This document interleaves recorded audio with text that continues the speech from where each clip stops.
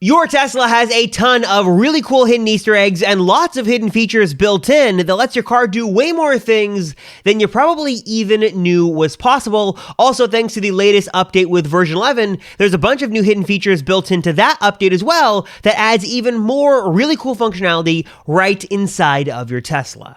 So whether you are brand new to the Tesla world or a seasoned Tesla veteran that knows the ins and outs of your car, let me share in this video 20 of the best hidden features that you need to know about. Some of these are brand new with version 11, some of these are sort of fixes and things you need to know as a Tesla owner, and some of these are just plain cool. Here are 20 of my favorites that you probably didn't know about. First up, let's talk about some hidden features that shouldn't really be all that hidden after all, and that kind of got a little changed in version 11, and that starts with Sentry Mode. Now, when you're driving in the car and want to capture a Dashcam event, how do you do it? In the older software, you would just tap a button in the upper right-hand corner of the screen, you'd get a little icon that showed that the clip was saved, and you were good to go, but that is not the case now with version 11. Tesla has now made it sort of a hidden feature that is just a really bad UI implementation. Saving Sentry Mode events these days now requires a bit more work and a couple of extra taps. You need to tap this quick control icon here on the lower left-hand corner of the display, and then you'll see in the quick controls here a little recording icon. Now, it seems counterintuitive, but if you tap that, that will save the recording, and that'll put it on a separate portion of the drive that is not going to be overwritten, and you will be good to go. So now it's a couple of taps to save that Sentry Mode event. Seems counterintuitive to tap recording, because that seems like that would stop the recording, but in this instance, it's a status showing you that you are in fact recording to the disk, and tapping that will save your event. It's a similar story if you want to check the pressure of your tires. You used to be able just to swipe through these cards in the lower left-hand corner of the display that are now gone. Now you've got to again jump back into the menu here of the car, go under the service tab, and then you will see the pressure of your tires. Used to be a lot easier to get to this. Now it's not so easy. Also, fun fact, if you want to know the recommended tire pressure for your tires from the factory, just check the inside of the driver door. That'll show you what the recommended PSI is for all 4 tires. All right, so with that stuff out of the way, let's get to one of my favorite hidden features that I use all the time, and that is the ability to send an address directly from your phone wirelessly to your car. Now, of course, if you want to go somewhere, you can search in the Tesla a certain navigation system, and you can use voice commands, but even more convenient than that is if you're on your phone, maybe you're in Google Maps, or someone sends you an address, instead of typing that into the Tesla, you can just share it to the car. Basically, if you're in an app like Google Maps, for example, and you go to the share sheet in the iOS, or basically the equivalent on Android, if you choose to share it to the Tesla app, this will wirelessly send it to your car, and then next time you get in, you'll get turn-by-turn directions ready to go. Navigation will be ready to sort of navigate you to your destination of choice without you having to touch anything on the screen. Super cool, super useful, works on both iOS and Android, and is a tip that once you know about it, you'll probably use all the time. Next up, let's talk about Tesla Theater. Now, Tesla Theater has gotten better with software updates over the past few months and years, adding more different destinations. You can view Netflix, Hulu, there's now Disney Plus, TikTok, and other different sources. But if you want more sources like YouTube TV, you want to see Plex for your own streaming media catalog, or you want to see some full screen websites like Google Maps or Reddit, the Better Tesla Theater does exist, called a Better Tesla Theater, or called a Better Theater these days. This is a website that you can load up on your Tesla, and then once you go into full screen mode, you'll get sort of bounced to YouTube, then bounce that to a full screen version of this website, and as the name suggests, it's just a Better Tesla Theater. It gives you access to way more sources. You've got Plex, you've got YouTube TV, among a number of other really cool sources here, and it lets you sort of harness the full power of your Tesla, that really great screen and the sound system, just for a better overall theater experience. It's totally free, free to use website that you can just load up directly onto your car. And if you're going to supercharge, or you're camping your Tesla, or just want to watch some movies or TV shows, this is a great way to do it and sort of harness, again, the full power of the Tesla theater ecosystem and experience without having to be limited to just the sources that Tesla provides. So check it out, a Better Theater, linked down below. One of the other best parts of version 11, a really cool sort of hidden feature here, is a new blind spot camera mode that'll automatically turn on the left camera or the right camera on your Tesla to let you easily see in your blind spot when you're making a lane change. So when you turn the blinker to go left or right, the corresponding camera will show up, and it's super cool. This is one of probably the best features of version 11, sort of, get to the downside in a minute, but many don't know how to turn it on. Surprisingly, you have to go to controls, and then under autopilot is where this blind spot camera toggle is. Go ahead and toggle it on there. It's not on by default. And then once it's on, if you go left or right, you'll see the corresponding camera pop up and you will be good to go, which is a great feature. But if you have a bit of an older Tesla, like I think a pre-2021, I want to say, there's a little debate on which models are affected by this. At night, you'll sort of get this horrible glare from the turn signal light back into the camera, which makes the feature not all that useful. Luckily, there are a couple of ways to fix this. You can pay Tesla to retrofit your cameras, which is not very cheap, or at least not relatively cheap, to fix the problem. Or you can do what Tesla Gurus here has done on YouTube and basically use some tape to fix the issue with the assembly. Little bit of work to get that fixed, but if you do have a little bit of time and patience, you can fix this and you'll be good to go. Also, I know there are some complaints about this being in the lower left-hand corner of the display. Probably not the best place to put this, but if you are a fan of that blind spot functionality on other cars, you can now turn it on right inside of your Tesla. Now, speaking of those cameras, did you know that you can actually view the entire Sentry Mode sort of camera array from your phone totally wirelessly anytime you want? You can do this, it's super cool, and it works most of the time pretty well as long as you have Tesla's premium connectivity package. You do have to pay $10 a month for data in your car, but once you do that, you can go into the controls here, go under safety and security, and turn on this toggle for live Sentry Mode viewing. This will allow you to view your Sentry Mode cameras live from your phone. Then, once that's on in the car and you're sort of parked and you're in a restaurant, in the gym, in the office, wherever you are, you can go into the Tesla app, then go under security, and then press this little button here to view your Sentry Mode cameras as long as Sentry Mode is on.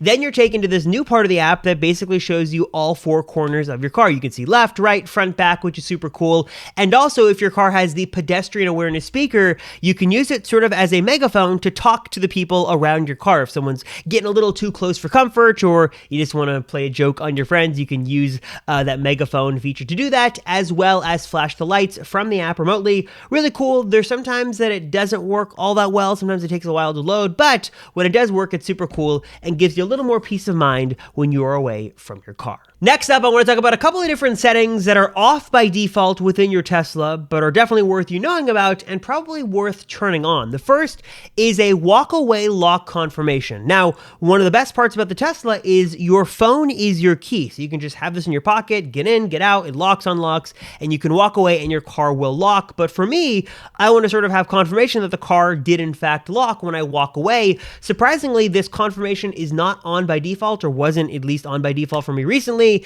So if you go in under safety and security and turn the setting on, you will now get a confirmation with the help from the honk of a horn when you walk away that yes, your car has in fact locked and you are good to go. It's a little thing here, but definitely worth turning on. There's also a fan favorite here called Joe Mode, which will lower the Tesla sounds, system beeps, chimes, navigation, direction, stuff like that in the back, not to disturb any sleeping kids or babies in the back of your car. This is thanks to a Tesla owner named Joe who suggested this, and the Tesla team picked it up. So thanks, Joe. If you do have kids in the back and want to lower the volume just a bit, turn on Joe Mode. And then, of course, one of the most important Tesla features you need to know about and probably turn on right now is honk to capture for the Dashcam system. If you're ever in an event where you need to slam on your brakes and honk the horn, or maybe somebody's going to hit you, or basically whenever you're honking on your horn, chances are when you're doing that, you probably want to capture what's going on around your car for safety, security, and peace of mind. This setting that if you turn it on inside of the Tesla system will in fact sort of keep that clip saved in a separate part of the drive. So if you need to go back and review it or something was to happen, that would be saved and you'd have every angle of your car recorded. This is just called honk to capture. Definitely make sure you turn this on. Another new rumored feature that just went live in version 11 is the ability to purchase car upgrades from within the car itself. So for example, you want to subscribe to premium connectivity. You can do it right within the upgrades tab in the car. No cell phone or computer required. You can make some big purchases just with the couple of taps of your finger on the screen. I also should mention that if you're not a fan of Spotify for streaming music, Tidal is now an option built right into the Tesla. Unfortunately, no Apple Music, no Amazon Music, none of that is there. But if you are a fan of Tidal, you can have an account and use that right within your Tesla, though I'm not sure if anybody has been able to confirm if you really hear a difference with the high fidelity music streaming through Tidal, though there have been reports that Spotify is streaming at a lower bit rate. Not sure what the difference is with that. If you know, let me know down below. But if you are not a fan of Spotify and you're looking for an alternative, Tidal is now built in. You can select it right within the Tesla software, thanks to the update with version 11. All right, a couple other little hidden features here I forgot to show off when I recorded, but since I'm here doing B-roll, I thought I'd show off. One, I love this, use it all the time, is an easy way to turn the AC system on and off instead of having to tap on this. Well, that turns it on, but in order to turn it off, you have to tap on this and then hit the power button to turn it on and off. Easier way to do it is to just press and hold. So press and hold there will turn it on, and then press and holding it again will turn it off. So super easy way to turn the AC on and off, or I guess the entire, cooling heat system on and off. Also, the tires of the car. So right now I've got these tires on my Model Y, but if you wanted to swap tires out, go bigger, smaller, change things up, you want the car to know when you made that change. So obviously, the range and the computer can account for the change of tire size and, all that stuff. You can actually go in here to the service menu, and then go to wheel configuration, and here you can change the tires that the car thinks or knows that you have. So right now I have the 20-inch induction, but if I wanted to go to the Uber turbine wheels, if I wanted to step up to the nicer wheels, or if I got the 19-inch Gemini wheels, changing that in the system would then allow the car to know sort of range estimates and stuff like that. And also, I guess, other benefit here is to change the visualizations as well. So if you do change out the wheels, make sure you jump into here and you change the wheel configuration. Now, one of the most annoying UI changes that came with version 11 has to do with the windshield wipers. It used to be just so simple to change the windshield wiper settings and speed. You could just do it from one of those cards in the lower left-hand corner of the display. But now it takes a tap of quick controls, then going to the wipers. It just takes too much and really takes your attention more off the road while your attention should be on the road. But one of the solutions to this actually is just to press the button on the left stalk for the windshield wiper that'll give you sort of a quick access to this menu. It's sort of like a shortcut button almost. Don't long press it, just short press it, and that'll bring up the wiper section super simply there right on your car. It's a little thing here, but once you know about it, you will use it all of the time. It is way easier than digging through those menus. Also, another random tip definitely worth knowing about is that if you're having issues with Spotify or TuneIn, Slacker, whatever streaming music option you're using, and if it's not loading correctly, you can of course do a full reset of the car. But one of the things that I had read somewhere, and I don't know where this tip came from, but it has worked for me on most occasions, is to switch from your streaming service over to the FM radio band, then back.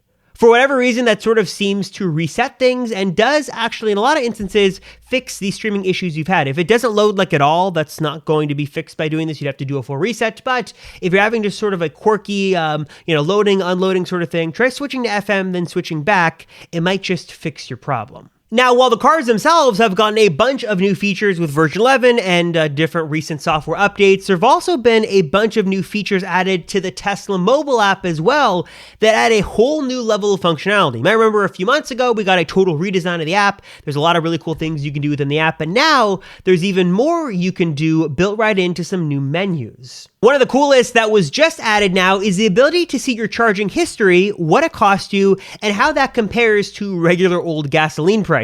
In a few taps, you can plug in your utility provider and even your specific plan to get an exact price of exactly how much it costs you to charge. No third-party app or utility required. This is super cool. I also love that you can adjust the charge settings right within the Tesla app as well. If you want to do a scheduled departure or off-peak charging, you used to have to do that in the car for whatever reason. Now you can do that right within the Tesla app. And also a really cool feature I just learned about is the ability to get a little extra icon in that quick control bar at the top of the Tesla app. It comes by default with 4, and you can long press and hold to sort of swap those out. But you might not have known this. If you just tap and hold on whichever one you want to add and just drag it up to that bar, everything will shrink down a little bit, and you'll now get 5 little quick control icons right there within the Tesla app. Super cool. You probably didn't know that existed. Also, speaking of the Tesla app, if you just want more functionality than what the Tesla stock app provides, you want to see more real-time statistics, you want to have Siri shortcut support, NFC support, stuff like that, there are a number of really cool Tesla apps, third-party apps, that allow you to control your Tesla, plus do a lot more. I've done third-party videos on these different apps. You can see here there's a lot more data. You can see a lot more functionality. Like I said, NFC tag support, stuff like that. I will leave linked a video I did on these down below if you want to check out some of my favorites and download them for yourselves today. It's like a couple of bucks for some of these apps, but if you do want more functionality than what the sort of stock app provides, then check out the different apps I have linked down below. All right, everybody, so those were 20 or so of the coolest tips, tricks, hidden features, Easter eggs built into the car. I tried to give a good mix of some new ones, some practical ones, some ones you probably knew about. I'm trying not to go with the very basic ones that everyone knows, but hopefully you guys learned something in this video. And also, let me know your favorite hidden feature, your favorite Easter egg. What is something that you want all Teslas to know about? One of your favorite features that you love that might not be super well known. Maybe it's a little bit more obscure. Let me know your thoughts and what that is down below. We can sort of share our enthusiasm and our hidden features together with the ever-growing Tesla community. As always, thank you guys so much for watching this video. I really appreciate it. Thank you so much. I'm Robert Rosenfeld, and I'll see you all in the next one.